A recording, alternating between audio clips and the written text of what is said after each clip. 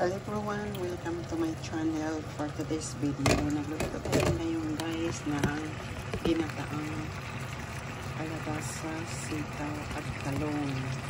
Siyempre, may kasamang halo ito, hipon, bungka hipon guys, or shrimp.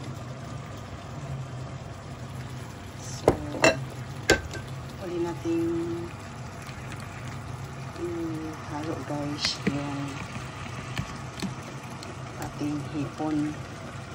So almost ano na po siya, malaluto na itong ating kalabasa, sitaw at talong. So ihalo na natin ito guys. Hugas na itong ating hipon, yung shrimps.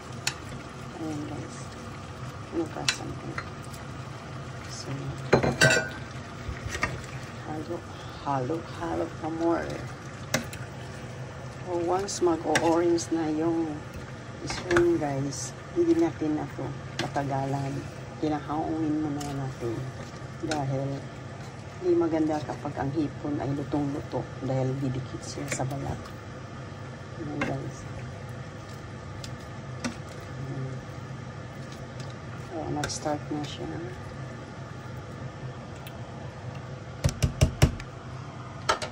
Lagyan pa natin ng black pepper guys. Gusto kong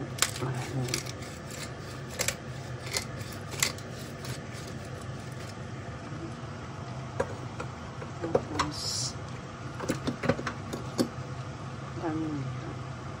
yan, konting asin.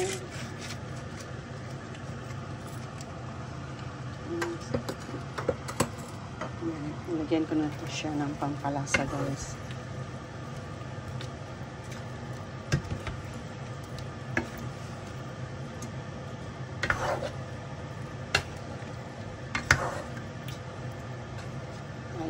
Start na siya ng naging orange na ang ating shrimps.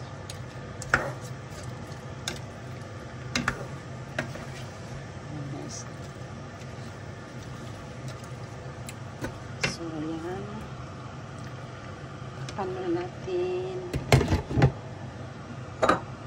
Kaya masarap na ang ating ulam ngayon. Ayan guys.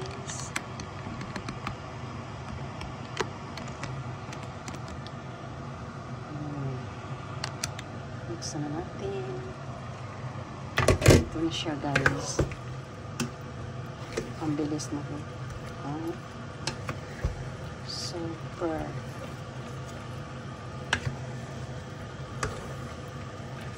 So kung may kanin kayo guys, sabayan ninyo ako ngayon dahil taob naman ang kaliro natin dito guys.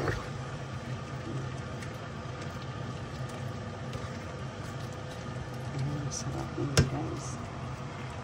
Lagyan natin. Kuha ka na ng puso. Kung ano kulang.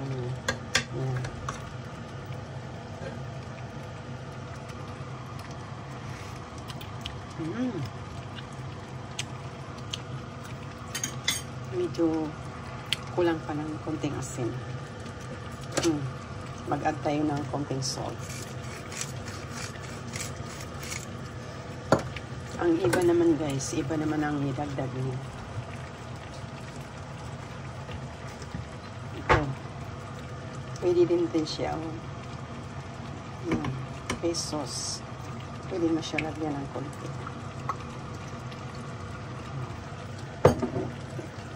So, halo pa.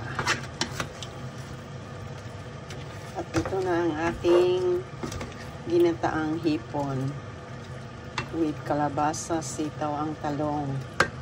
So, ayan, shrimps, squash, string beans, and aubergine or eggplant with coconut milk. So, yummy!